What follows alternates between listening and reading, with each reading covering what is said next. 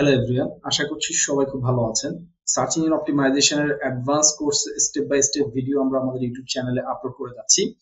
তো আমরা এখন গুগলের বিভিন্ন যে বড় বড় অ্যালগো আপডেট গুলো রয়েছে সেই আপডেট গুলো নিয়ে কথা বলছি। সো আজকে আমরা যে আপডেটটা নিয়ে কথা বলবো সেটা হচ্ছে গুগল হামিংবার্ড আপডেট। তো গত আগের ভিডিওতে আমরা একটি আপডেট নিয়ে আলোচনা করেছিলাম। সো হামিংবার্ড আপডেটটা টোটাল গুগলের যে ইন্টায়ার সার্চ অ্যালগোরিদম রয়েছে এই অ্যালগোরিদমকে প্রায় 90% এর উপরে এফেক্ট করেছে, এটা এক্সপার্টরা বলে থাকেন। অর্থাৎ গুগলের যত অ্যালগো আপডেট রয়েছে সেই অ্যালগো আপডেট গুলোকে প্রিসাইজ এবং রিডিফাইন করে হচ্ছে এই হামিংবার্ড আপডেটটা। এবং এটাকে এটাকে আসলে কোর আপডেট গুলো রিরাইট ভার্সনও বলা হয়ে থাকে। তো সর্বপ্রথম গুগল হামিংবার্ডটা আসলে আগস্ট 2013 সালে অ্যানাউন্সমেন্ট করা হলেও সেপ্টেম্বর 2013 আসলে এটা রোল আউট হয়। এবং হামিংবার্ডটা আসলে গুগলের একটা বিগেস্ট চেঞ্জ, অ্যালগোরিদমিক একটা চেঞ্জ নিয়ে আসে। সিন্স 2001 থেকে গুগলের যত আপডেট আসছিল সেই আপডেট গুলোর একটা বিগেস্ট চেঞ্জ হচ্ছে গুগল হামিংবার্ড আপডেটের মাধ্যমে আমরা দেখতে পাই। তো এর পরবর্তীতে গুগল হামিংবার্ড আসলে এটার মেইন যে ফোকাস যে সাইট গুলো রয়েছে সেগুলো নিয়ে আমরা একটু কথা বলি যে কারা কারা টার্গেটেড সাইট ছিল হামিংবার্ডের।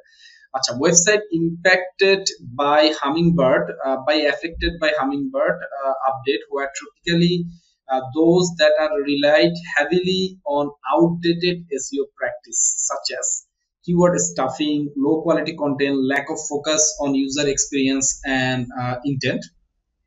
তো এখানে বলা হচ্ছে যে যেই সকল ওয়েবসাইট গুলো গুগলের আউটডেটেড অ্যালগোরিদম বা আউটডেটেড সিস্টেম বা র্যাঙ্কিং প্র্যাকটিস ফলো করতো, লাইক কিওয়ার্ড স্টাফিং। একটা সময় আমরা জানতাম যে গুগলের প্রথম দিকে কিওয়ার্ড স্টাফিং করলে অনেক ভালো র্যাঙ্ক পাওয়া যেত, অনেকে সেটা করেছে এবং অনেক ভালো র্যাঙ্কও পেয়েছে। বাট পরবর্তীতে গুগলের সার্চ ফিল্টার গুলো আস্তে আস্তে রিডিফাইন করার পরবর্তীতে আমরা গুগল যখন ইউজারকে খুব বেটার এক্সপিরিয়েন্স দেওয়ার জন্য যখন আস্তে আস্তে আপডেট গুলো নিয়ে আসছে তখন কিন্তু এগুলো আসলে কাজ করে না। উল্টো এগুলো করলে আসলে গুগলের আপনাকে ডির্যাঙ্ক করে দিত বা আপনার সাইটকে ইন্ডেক্স করে দিত, অথবা আপনি কোনো আপডেটে পরে আপনার সাইটের র্যাঙ্কিং হারাতেন।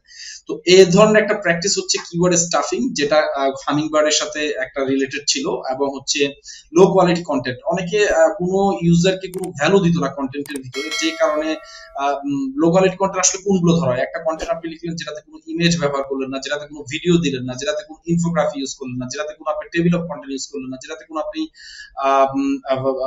কোনো মাল্টিমিডিয়া ইউজ করলেন না বা কোনো স্লাইড ইউজ করলেন না। হ্যাঁ, এরকম অর্থাৎ আপনার তথ্য নির্ভর যখন কোনো কন্টেন্ট আপনি পাবলিশ করবেন না, অর্থাৎ যে কন্টেন্টটাকে ইউজার ভ্যালু পাচ্ছে না বা অ্যাকুরেট ইনফরমেশনটা আপনার পাচ্ছে না, সার্চ ইন্টেন্টটা ফুলফিল হচ্ছে না, তাকে আমরা লো কোয়ালিটি কন্টেন্ট বলতে পারি। অবশ্যই কোয়ালিটি কন্টেন্টের ভিতরে পড়ে, কিন্তু একটা কন্টেন্ট কোয়ালিটি অনেকগুলো ফ্যাক্টরস এর উপর ডিপেন্ড করে একটা কন্টেন্ট কোয়ালিটি নির্ধারণ করা। তো আপনি যখন এই ফ্যাক্টরগুলো যখন ইনপুট করবেন তখন অটোমেটিকলি কিন্তু আপনার কন্টেন্টটা রিচ হয়ে যাবে।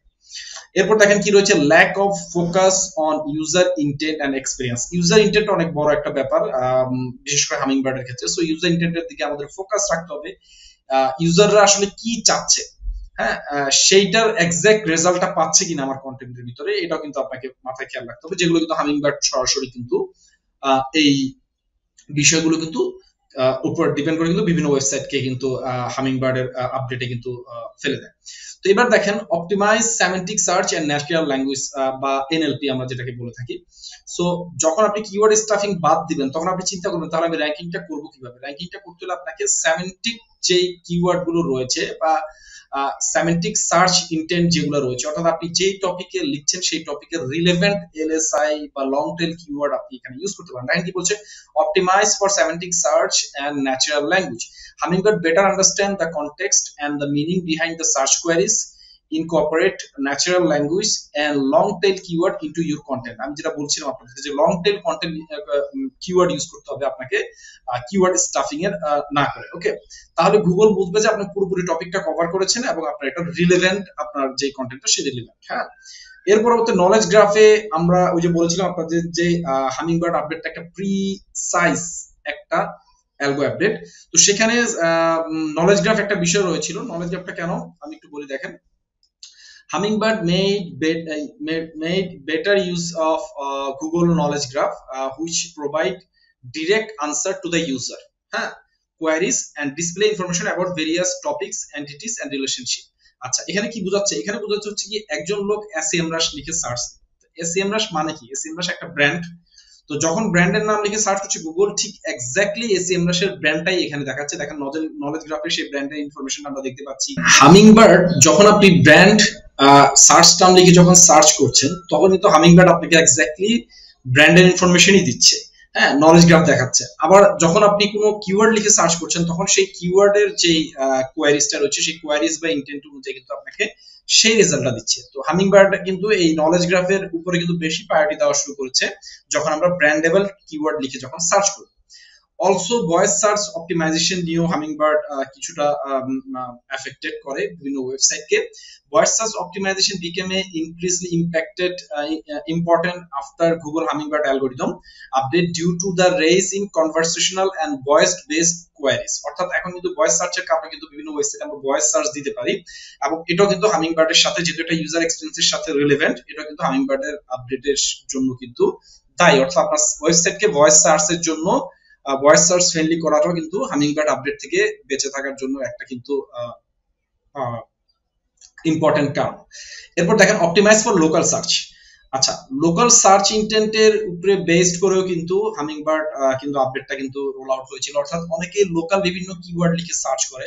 তো লোকাল কিওয়ার্ড লিখে সার্চ করলে অবশ্যই আপনি লোকাল রেজাল্ট আপনি আশা করবেন। যেমন দেখেন, মেনি ভয়েস সার্চ আর local base ensure your website is optimised for local SEO by claiming and updating your Google My Business listing and incorporating local keyword and phrases into your content। অর্থাৎ আপনি আপনার voice সার্চটা যেহেতু local কিওয়ার্ডের ক্ষেত্রে বেশি ব্যবহার হয়ে থাকে, তো আপনার যদি লোকাল বিজনেস হয়ে থাকে, তাহলে অবশ্যই লোকাল SEO এর জন্য বা লোকাল সার্চের জন্য কিন্তু আপনার ওয়েবসাইটটাকে অপটিমাইজ করতে হবে, হামিংবার্ড থেকে সেফ থাকতে হবে।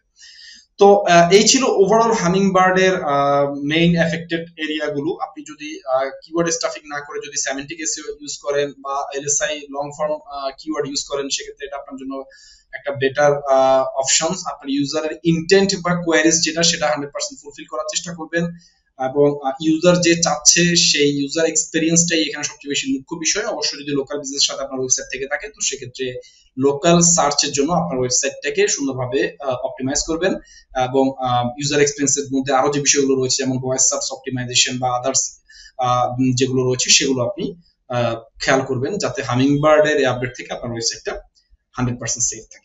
আজকে ভিডিওতে এই পর্যন্তই। নেক্সট আমরা আরেকটা গুগলের অ্যালগরিদম আপডেট নিয়ে কথা বলবো। আশা করছি ভিডিওটি আপনাদের সবার ভালো লেগেছে। ভিডিওটি অবশ্যই শেয়ার করবেন, আপনাদের সাপোর্ট এবং ফিডব্যাক আমাকে কমেন্টে জানাবেন, আর অবশ্যই আমাদের চ্যানেলটি সাবস্ক্রাইব করে নোটিফিকেশন বেল বাটনটি অন করে রাখবেন পরবর্তী ভিডিও আপডেট পাওয়ার জন্য। আজকের ভিডিওতে এই পর্যন্তই। সবাই ভালো থাকবেন। ধন্যবাদ সবাইকে।